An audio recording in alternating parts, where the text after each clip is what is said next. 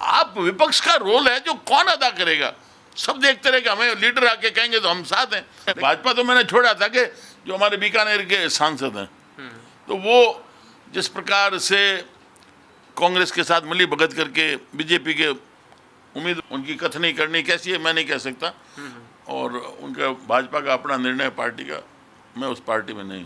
तीसरा मोर्चा की बात कर रहे हैं तो काफ़ी लोग बता रहे हैं कि हनुमान बेनीवाल भी है, तो क्या उसकी ओर से मौका मिले तो आप आरएलपी में भी जा सकते हो? अभी नमस्कार दोस्तों, आज हमारे साथ में है देवी सिंह जी भाटी। आपको पता होगा कि अभी पिछले 2-3 दिनों के अंदर राजस्थान में एक नया ही नाम उभर के आ रहा है और काफ़ी लोग और मीडिया के अंदर हम चर्चा के अंदर देख रहे हैं कि एक तीसरा मोर्चा भी खड़ा हो सकता है।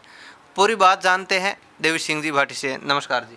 नमस्कार जी। नमस्कार सर, सबसे पहले ये बताओ कि आप तो वैसे लंबे समय से बीजेपी से जुड़े हो और अभी बात आ रही है कि आप एक नया मोर्चा भी, तीसरा मोर्चा जिसे बता रहे हो, वो खोल रहे हो। इसके क्या कारण है, क्या बात है?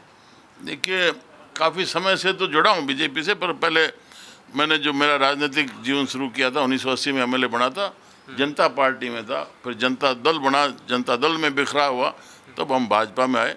और उसके बाद में भी हमें मुद्दा दिखा कि आरक्षण का मुद्दा कहीं पिट रहा है, लोग तकलीफ में, तो हमने सामाजिक न्याय मंच के तहत अलग से दल बना के चुनाव भी लड़ा, आरक्षण का मुद्दा भी 6 साल तक चलाया और आज उसका परिणाम भी मिल गया कि 10% आरक्षण सवर्णों को राजकीय सेवाओं में यहाँ मिल गया। अब सवाल ये है कि आवश्यकता क्यों पड़ी सामाजिक न्याय मंच की? वही बात अब उठ रही है कि जो शासन अभी 4 साल में हमने नज़दीक में देखा है, बाकी तो होते रहे, आते रहे, जाते रहे, इस 4 साल में जिस प्रकार से नवयुवकों के साथ, किसानों के साथ, आम व्यवसायी के साथ जो धोखाधड़ी हुई, लूट हुई है, अफसरशाही को छूट दे दी गई और ऊपर तक कबाड़े, तो वो लोग उससे निराश हैं। पर जाएं किसके पास? सामने दिखता है भाजपा। भाजपा में भी कोई विपक्ष का रोल अदा करने वाला नहीं। इतना जब भ्रष्टाचार हो रहा है, चाहे खनन में हो रहा है, अवैध खनन हो रहा है, चाहे नकल की मतलब एक दौड़ लग रही है, पर्चे आउट हो रहे हैं, क्या क्या कबाड़े, एक ही परिवार से लोग भरे जा रहे हैं, एक ही गांव से सब भरे जा रहे हैं, तो आप विपक्ष का रोल है जो कौन अदा करेगा? सब देखते रहे कि हमें लीडर आके कहेंगे तो हम साथ हैं, लेकिन उन्होंने कोई मुद्दा नहीं उठाया। इसलिए हम महसूस करते हैं कि ये भी दिशा नहीं दे पा रहे हैं और मुझे ये लगा कि भाई वर्तमान में जो भाजपा का प्रदेश का नेतृत्व है वो दिशा देने की स्थिति में नहीं है। अलग अलग आयोजन भी हुए, कल नहीं सहेगा राजस्थान का भी हुआ जयपुर में, और लोग नहीं पहुंचे जिस संख्या को एक्सपेक्ट कर रहे थे। हमें बताया था कि लाखों में आएंगे, पर एक सड़क के ऊपर जितने भी हुए 10-15 हज़ार बता रहे हैं। और पीछे भी क्रांति, वो एक रंथ निकाले थे, आक्रोश रैली, उसमें भी लोग का जुड़ाव नहीं हुआ, कार्यकर्ता ही नहीं आए। तो अब हमें लगता है कि दिशा देने की बहुत आवश्यक है, अदरवाइज युवाओं के साथ दगाबाजी, धोखाधड़ी हो रही है, वो निराश हो रहे हैं, किसान तो पिट रहा है, और इसी हिसाब से अन्य क्षेत्रों में भी बहुत आवश्यकता है। तो इसलिए हमने तय किया कि तीसरे मोर्चे का गठन करें।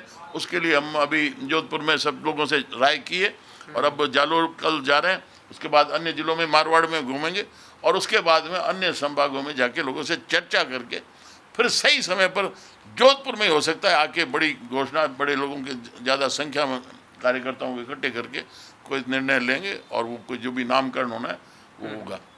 तो बता रहे हैं कि आपने वैसे भाजपा पार्टी उसको भी छोड़ दिया था, तो ये क्या कारण रहा? कोई कारण रहा या फिर अपने नहीं, भाजपा तो मैंने छोड़ा था कि जो हमारे बीकानेर के सांसद हैं तो वो जिस प्रकार से कांग्रेस के साथ मिली भगत करके बीजेपी के उम्मीदवारों को भी हराने में लगे हुए थे, तो हमने विरोध किया कि ऐसे व्यक्ति को आप बार बार पार्टी का उम्मीदवार मत बनाओ, पार्टी को नुकसान होता है, छवि खराब होती है, कार्यकर्ता निराश है। लेकिन उसके बावजूद भी दिल्ली ने फैसला कर लिया, टिकट दे दी, तो हमने पार्टी छोड़ दी। और अब हम ये कह रहे हैं कि हम तो तभी पार्टी में आ सकते हैं जब वसुंधरा राजे जो क्षमता रखती है, जो मासेस की लीडर है, इनको नेतृत्व दो, तब तो हम भाजपा में आएंगे, नहीं तो हम अलग रास्ता बनाएंगे। पर लेकिन जेपी नड्डा जी 17 तारीख को जयपुर आए थे और उन्होंने वसुंधरा जी को राष्ट्रीय अध्यक्ष भी बना दिया और उन्होंने एक साफ शब्दों में, हाँ, राष्ट्रीय उपाध्यक्ष बने और साफ शब्दों में कहा, पहले से थी, हाँ, पहले भी थी, उन्होंने कहा कि जो भी पदाधिकारी है उसको वो किसी भी टिकट की दावेदारी नहीं कर सकता है, इसके बारे में आप क्या कहोगे? नहीं, ये उनकी पार्टी का मसला है, मैं उसमें कुछ नहीं कह सकता क्योंकि मैं उस पार्टी में नहीं हूँ। पार्टी वो अपना निर्णय करती है, क्या करती है मुझे पता नहीं। हाँ, लेकिन पदाधिकारी है वो बन भी तो वो नहीं जाने, सकता। हमारे नहीं, उनकी कथनी करनी कैसी है मैं नहीं कह सकता। और उनका भाजपा का अपना निर्णय पार्टी का, मैं उस पार्टी में नहीं।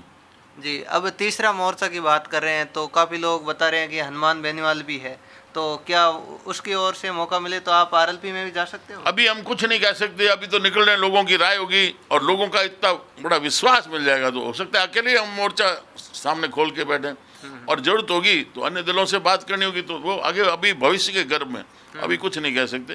तो हम एक दफ़ा पूरे प्रदेश में घूमने उसके बाद ही तय करेंगे। तो काफ़ी लोग बता रहे हैं कि जब से राजेंद्र जी गुड्डा ने एक लाल डायरी की पोल खोली तब से बता रहे कांग्रेस तो गर्त में जाएगी, इसके बारे में आप क्या? तो कांग्रेस तो पहले से ही गर्त में जा रही थी, वो कोई लाल डायरी ये काली डायरी से नहीं है।